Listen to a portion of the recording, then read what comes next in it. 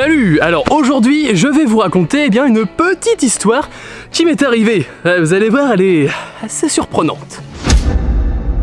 Cette histoire s'est déroulée il y a quelques mois dans ce petit bois. Ouais, ce bois là que vous voyez, c'était ici. Tout ceci se déroule au mois de juillet et retenez bien car c'est un élément important. Il y a donc quelques mois de ça, alors que la nuit commence à s'installer, je venais de mettre ma caméra nocturne dans un endroit bien paumé du bois. Alors que j'étais sur le chemin du retour, j'aperçois au loin quelque chose d'assez intriguant. Il s'agit d'un animal. Mais pas n'importe lequel. Au crépuscule, un animal assez intriguant sort du cœur des bois et des forêts pour se diriger vers les lisières, la frontière entre le monde sauvage et les milieux humains. Il s'agit du plus petit cervidé de France.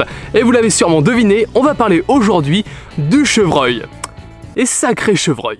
Mesdames et messieurs, toute cette histoire s'est passée ici, dans cette clairière. Donc voilà, j'aperçois le premier chevreuil. Et heureusement pour moi, j'ai toujours dans mon sac à dos mon caméscope. Depuis que j'ai loupé quelques dingueries à filmer en forêt, je le prends tout le temps. Le chevreuil était à peu près à 40 mètres. Et maintenant, la question qui se pose, comment s'en approcher? Car le caméscope avec lequel je suis en train de filmer, là, en ce moment même, n'a un zoom que x20.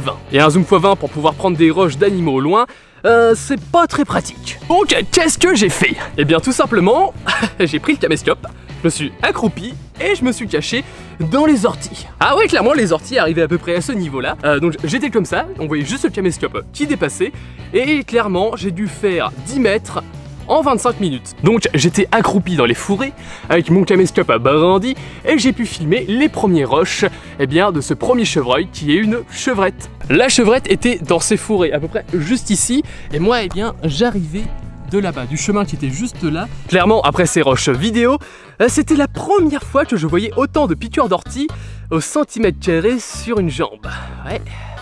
Ah, je m'en souviens encore. Évidemment, la chevrette était assez méfiante, parce que à chaque fois que je me déplaçais, que je faisais un pas dans toutes ces orties, je faisais un peu de bruit. Donc elle levait la tête, hop, moi je me recachais à nouveau, je ne faisais plus aucun bruit, afin d'endormir la vigilance du chevreuil. La chevrette est facilement distinguable du mâle. Effectivement, contrairement au mâle, elle ne possède pas de bois. Elle sera plus difficile à reconnaître de novembre à décembre, car les mâles perdent leur bois. Donc dans ces cas-là, pour reconnaître un chevreuil femelle et mâle, c'est assez simple en fait. Les chevrettes et le brocard, donc le chevreuil mâle, possèdent deux miroirs différents.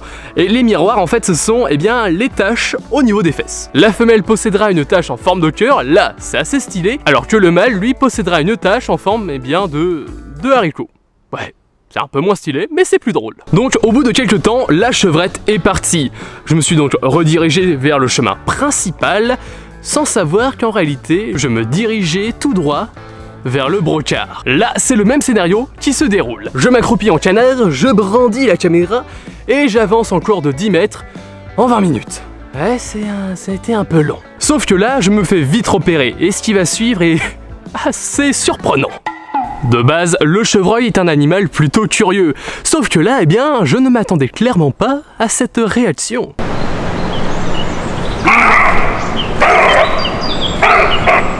Là, je vous avoue, j'ai été assez surpris.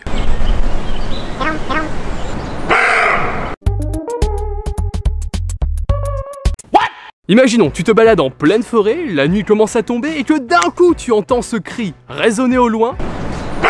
Ah bah là, si tu ne sais pas que c'est un chevreuil qui a poussé ce cri, on pourrait se croire dans un film d'horreur. Ce cri est en fait l'aboiement du chevreuil, car oui, en fait, les chevreuils, ça peut aboyer. Ouais, comme les chiens. Alors pour cette espèce, le mâle et la femelle peuvent aboyer, mais majoritairement ce seront les mâles qui aboieront pour plusieurs causes. Première cause, faire fuir les adversaires. En deuxième, prévenir ses congénères. Et enfin, je vous l'ai dit tout à l'heure, c'était au mois de juillet. Et en fait, de juillet à août, c'est la période de rut. Et lors de ces périodes de rut, le mâle va plus souvent aboyer, afin déjà de faire fuir le danger, et surtout d'impressionner les chevrettes. Alors là, le truc c'est que le chevreuil, lui, ne voyait en fait que le caméscope et la moumoute du caméscope. Donc est-ce qu'il me prenait pour un adversaire ou un concurrent? Je ne sais pas, mais en tout cas, il n'était pas très content de me voir. Donc voilà, une fois repéré, eh bien, il a commencé à faire le tour. Ouais, il a commencé à grimper et il commençait à s'approcher de plus en plus. À ce moment-là, il était assez vénère. Les chevreuils peuvent peser environ 25 kg. Bon, 25 kg, c'est pas grand-chose. Mais 25 kg qui te chargent avec des bois pointus, eh bien, ça peut faire mal. Et saviez-vous que les bois du chevreuil sont constitués en réalité de fibres osseuses? Bon, heureusement, le chevreuil a un caractère plutôt craintif que hargneux. J'ai juste eu besoin de me lever pour, eh bien, lever le malentendu. Eh bien là, le chevreuil, il ne s'attendait clairement pas à ça. Il a été assez surpris. Mais il ne m'a pas quitté comme ça. Il a commencé à faire des tours de plus en plus larges tout autour de moi, tout en continuant à crier avant de s'éloigner dans le bois.